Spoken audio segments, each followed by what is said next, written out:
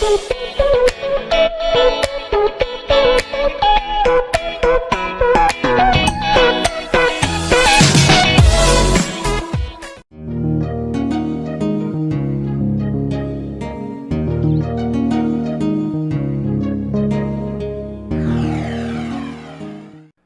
galera, tudo bem? Boa noite.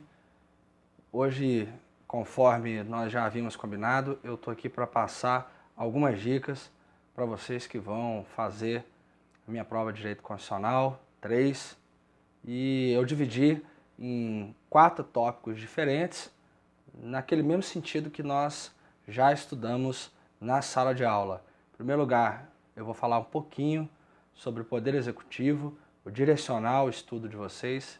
Em segundo lugar, vou falar sobre Poder Judiciário. Em terceiro lugar, funções essenciais da Justiça. E por último, rapidinho, vou falar sobre controle de constitucionalidade. Lógico que não é minha função aqui revisar toda a matéria, eu apenas estou fazendo esse vídeo para que vocês tenham 5 minutinhos de uma revisão às vésperas da prova, já próximo à realização da prova, para que você possa então ter uma facilidade maior na hora do seu estudo aí, tá ok? Vamos lá então. Primeiro tópico é Poder Executivo. Nós falamos muito sobre Poder Executivo em sala de aula e isso está muito em voga, né? Está muito em destaque aí na mídia.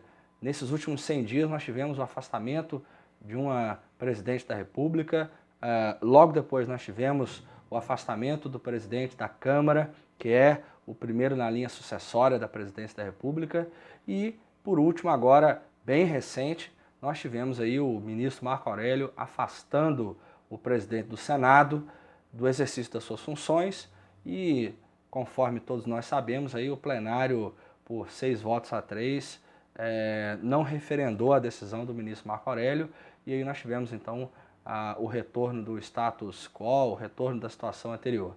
Bom, com relação ao Poder Executivo, essencialmente, o que eu quero que vocês saibam é a função típica dele, a função típica de executar, de administrar, e o exercício das suas funções atípicas de legislar e de julgar. O Poder Executivo ele está inserido na Constituição como um dos poderes, né? Está lá no artigo 2º, e essencialmente tem como atribuição a nomeação de ministros, nomeação e exoneração de ministros de Estado, o exercício das funções de administração pública federal, a chefia da administração pública federal. Ele também tem a competência de editar medidas provisórias, de iniciar o processo legislativo, decretar guerra, enfim, claro que tudo de acordo com o que está previsto na Constituição. Então o que eu recomendo para vocês com relação ao Poder Executivo é dar uma olhadinha na estrutura, né, formada pela presidência, vice, mandato de 4 anos, exercício da chefia de governo, da chefia de Estado, ou seja, exercício da soberania e da autonomia, a eleição do presidente da República, que no presidencialismo brasileiro é feita pelo voto majoritário, pelo voto direto, enfim, toda a estrutura do Poder Executivo e, além disso, as atribuições desse poder, que são algumas delas essas que eu acabei de dizer, e eu recomendo a você que faça um esquema aí no seu caderno relacionado às principais atribuições previstas na Constituição.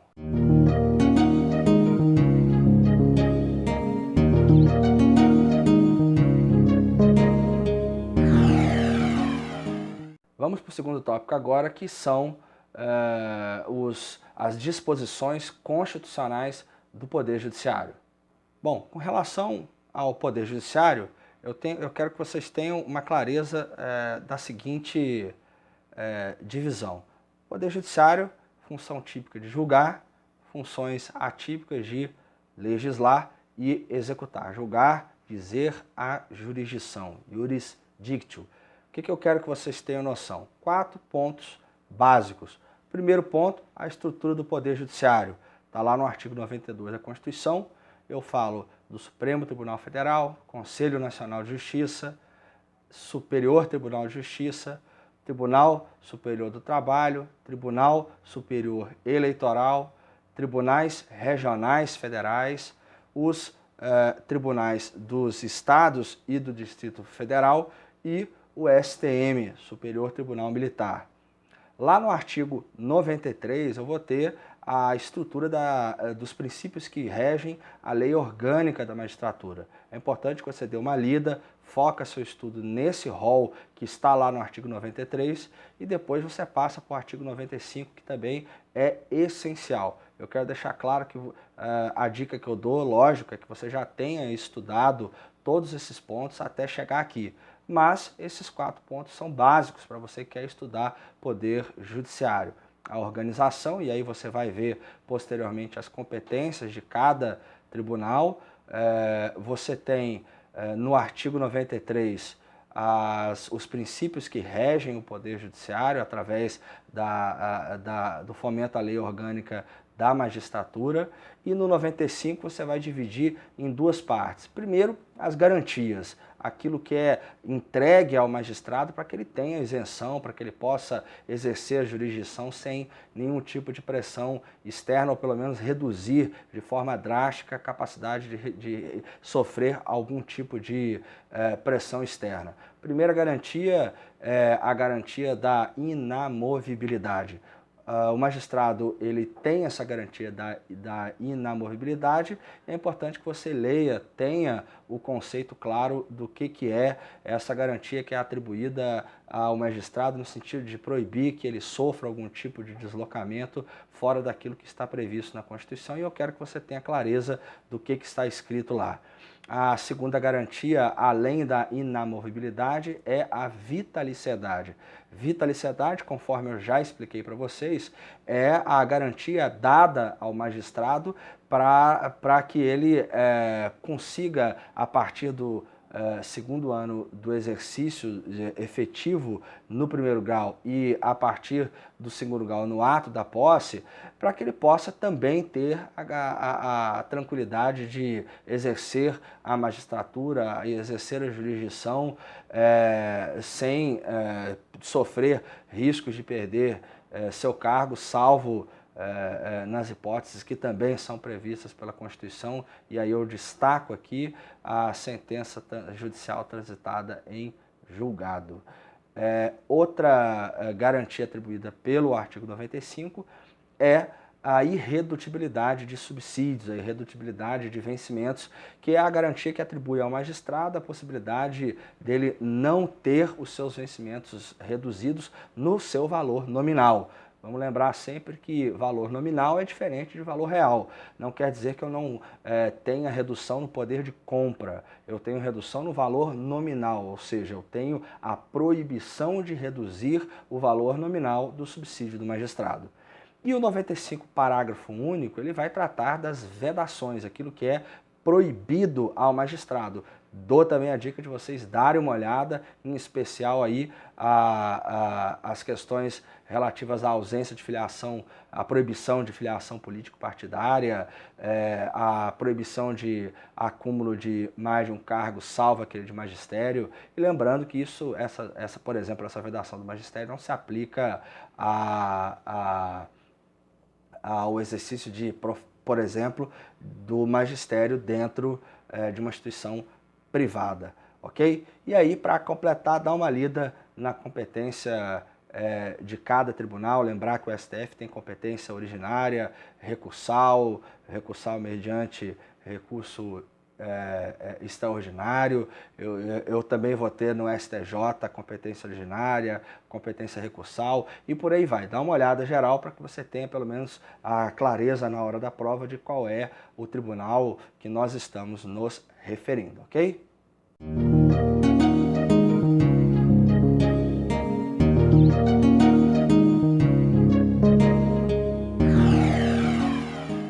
Bom, com relação às funções essenciais da Justiça, nós vamos lembrar que nós temos 4, né, que nós estudamos em sala de aula: o Ministério Público, a Advocacia Pública, a Defensoria Pública e a Advocacia. Vamos lembrar que o Ministério Público ele tem como competência principal a defesa da ordem pública. Você vai lá na Constituição, no capítulo do Ministério Público, dá uma olhada sobre as funções e o que é extensível, quais são as garantias que são atribuídas ao Ministério Público. O que eu quero com isso? Eu quero que você saiba o que é semelhante entre a magistratura e o Ministério Público. Com relação à função, eu já disse aqui agora, você tem que destrinchar isso de acordo com o que está previsto lá no artigo que fala sobre o Ministério Público. Para que serve o Ministério Público? Quais são as atribuições, quais são as garantias que são atribuídas aos membros do Ministério Público? Com relação à advocacia pública, nós vamos lembrar que eu estou me referindo aí em nível federal à Advocacia Geral da União e em nível estadual às procuradorias dos estados. O chefe da Advocacia Geral da União é o Advogado-Geral da União e o chefe da Procuradoria ou das Procuradorias dos estados é o Procurador-Geral do Estado. Nós vamos ter alguns estados que adotam, a exemplo de Minas Gerais, a nomenclatura de Advogado-Geral do Estado, ok? Qual que é a função? Para que serve a advocacia pública? É a advocacia que faz a defesa dos interesses da administração pública e tem também uma função de assessoramento, de consultoria aos órgãos da administração pública e das entidades de direito público. Não há muito o que fugir isso, o resto já está na Constituição, você pode também dar uma lida. Outro importante instituto, outra ferramenta dada ao cidadão de forma geral é a Defensoria Pública, que tem como papel primordial fazer a defesa daquelas pessoas que estão em maior grau de vulnerabilidade social e não conseguem arcar com as custas de pagamento de um advogado ou que, por algum motivo ou outro, tenham dificuldade de arcar com as custas e despesas judiciais.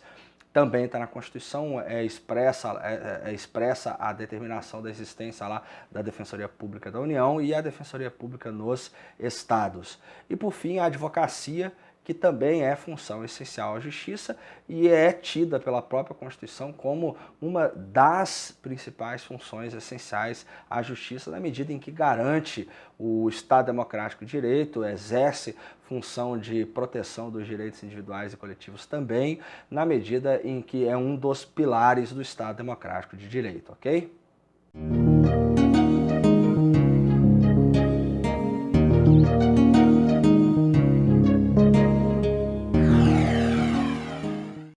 Bom, e por último, nós vamos falar sobre o controle de constitucionalidade. Veja bem lá, controle de constitucionalidade é a ferramenta que a Constituição Federal dá ao Poder Judiciário, ao Legislativo e ao Executivo para que possam harmonizar o sistema constitucional, o sistema jurídico brasileiro.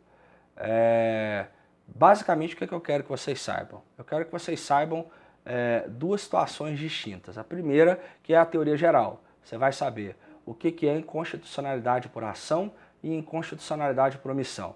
A inconstitucionalidade por ação é aquela que deriva de uma lei que causa algum tipo de lesão, ou um ato normativo que causa algum tipo de lesão, ou ainda que cause alguma ameaça de lesão à ordem constitucional. A inconstitucionalidade por omissão é aquela que está causando a lesão em decorrência da omissão legislativa. Por isso que eu chamo inconstitucionalidade por omissão. Outro ponto importante de vocês saberem é a questão do critério material e formal. Critério formal, há um vício de procedimento. Critério material, há um vício de conteúdo. Lógico que vocês vão aprofundar esse conceito, mas basicamente é isso que significa o que é inconstitucionalidade material e o que é inconstitucionalidade formal. Material vem de matéria, objeto, conteúdo, e formal vem de forma, procedimento. Vamos lembrar que quando eu me refiro à inconstitucionalidade formal, eu estou dizendo que houve um vício na forma pela qual aquela lei ou aquele ato normativo foram criados e estão entrando ou já entraram no ordenamento jurídico. Já a omissão, ela é necessariamente a ausência de legislação que impeça aí o exercício de algum direito ou a eficácia de alguma das normas constitucionais. Outro ponto importante são os sistemas de controle de constitucionalidade. Eu vou ter o sistema político, em que essa averiguação de constitucionalidade ela é atribuída a um órgão político, por exemplo, o Poder Executivo. O controle judicial ou jurisdicional é quando o controle de constitucionalidade ele é entregue a um órgão de jurisdição, é o Poder Judiciário. E o controle misto é quando há uma miscigenação, há uma mistura desses dois outros modelos. E aí eu vou ter presentes tanto um órgão político exercendo o controle de constitucionalidade, quanto um órgão judicial, que é o modelo que o Brasil adota. O Poder Judiciário ele vai ter um papel importante na declaração de inconstitucionalidade ou na declaração de constitucionalidade. No Brasil, inclusive, é a principal forma, mas eu também tenho o controle político exercido aí pelo Poder Executivo, quando, por exemplo, o presidente da República veta por inconstitucionalidade um projeto de lei, e dentro do Poder Legislativo, quando há a inconstitucionalidade declarada ainda na Comissão de Constituição e Justiça. Indo ainda mais adiante, eu tenho o sistema de controle repressivo e preventivo. Repressivo, já existe uma norma que causa uma lesão e eu estou querendo retirar essa norma do ordenamento jurídico, e o preventivo é aquele que previne, como o próprio nome diz, se antecipa à produção de uma norma, de uma lei ou de um ato normativo que seja ou que sejam inconstitucionais, ok? Dois outros pontos importantes para vocês estudarem para a prova são se diz respeito à modulação. Modulação significa que eu tenho um efeito concreto, eu já vou falar isso daqui a pouco com vocês, e eu vou alterar o efeito de acordo com a previsão que está lá no artigo 27 da Lei 9.868 de 99, que regulamentou a ação direta de inconstitucionalidade.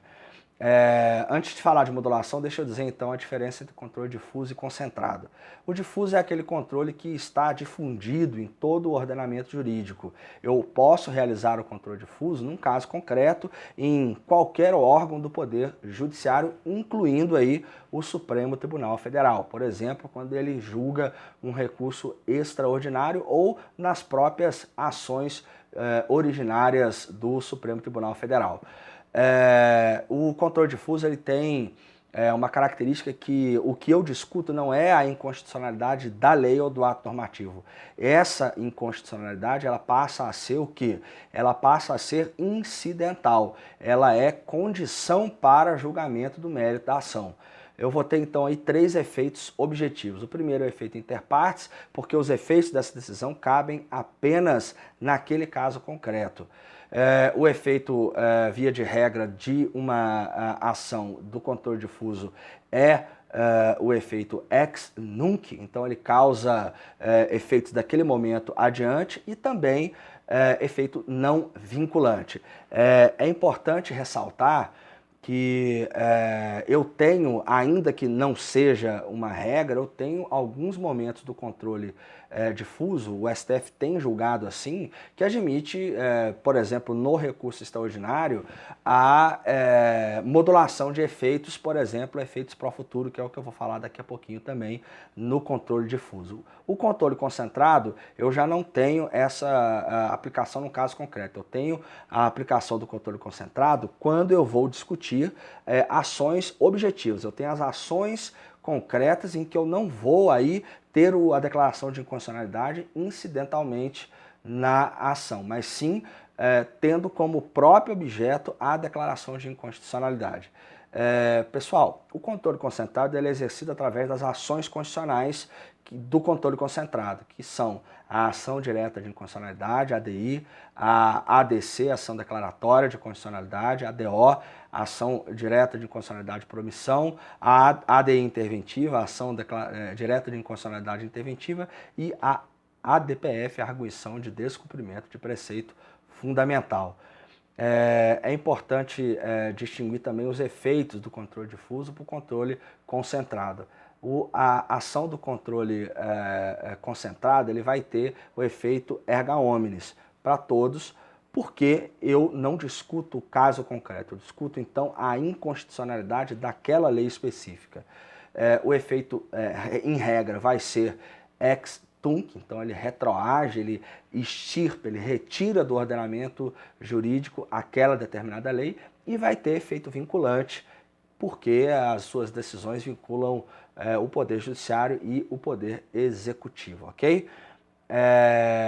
Na modulação dos efeitos, o que acontece? Eu posso dar aquela decisão, e aí eu estou me referindo ao controle concentrado, não estou me referindo lá ao controle difuso, porque eu já tratei disso. O controle concentrado, o que eu vou ter é o Supremo Tribunal Federal ou o Tribunal de Justiça julgando e dando um efeito diverso do efeito ex tunc. Eu posso dar então o efeito ex tunc, como eu também posso dar o efeito ex nunc e também posso dar o efeito pro futuro na medida em que eu estendo o início da vigência daquela inconstitucionalidade, o início da inconstitucionalidade, ou seja, da retirada daquela norma, mais adiante, em um tempo pós-determinado. Eu também vou poder fazer a declaração de constitucionalidade sem declaração de nulidade. E aí, esses são os principais efeitos da modulação. Para encerrar essa revisãozinha básica, eu vou falar das técnicas de constitucionalidade. Na verdade, eu quero que você estude as técnicas de constitucionalidade, que são as formas pelas quais o Supremo Tribunal acaba usando para decidir uma ação do controle concentrado. Eu dou destaque aqui para a interpretação conforme a Constituição.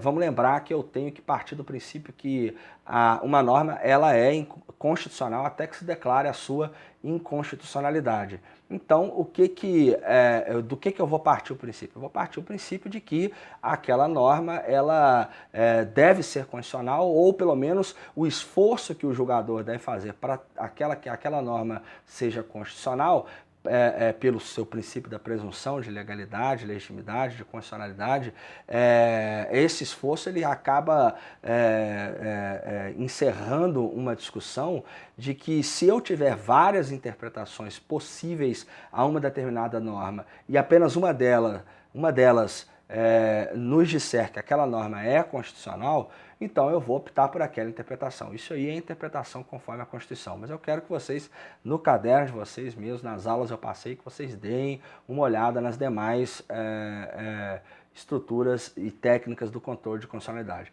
Para encerrar mesmo, eu quero que você olhe com carinho as ações, os objetos das ações do controle, eu já me referi quais são elas, mas lembrando que eu tenho aí um caráter dúplice das ações do controle de constitucionalidade. Só você lembrar, a ADI pede a declaração de inconstitucionalidade. Se a declaração, se aquela ação, aquela ADI for provida, ela for julgada procedente, então, lógico, aquela norma vai ser declarada inconstitucional. Contrário senso, ou seja, lógico que o contrário também vale, se ela for julgada improcedente, ela vai ser declarada inconstitucional. Isso aí que nós chamamos de efeito dúplice. E se aplica também às demais ações do controle concentrado, e aí em especial a ação declaratória de constitucionalidade e a ADPF, arguição de descumprimento de preceito fundamental. Se for provido, o próprio objeto da ação vai ser julgado positivamente. Se for improvido, vai ser negativamente. A ADC, por exemplo, a ação declaratória, se julgar procedente, aquela norma, aquele ato normativo vai ser declarado constitucional. E se for julgado improcedente, vai ser declarado inconstitucional, ok? Então era isso que eu tinha para falar para vocês. Até mais, boa prova, que a gente possa ter um fim de semestre muito bom, muito positivo e, se Deus quiser, com todo mundo sendo aprovado e a gente se encontrando mais à frente nos próximos semestres, ok? Um abraço, boa noite, até mais, beijo no coração. Se você gostou aí, clica no inscreva-se, curte o vídeo, compartilha para que a gente possa também aumentar as visualizações e, com isso, aumentar aí o poder de alcance do nosso canal, tá bom? Um abraço, até a próxima.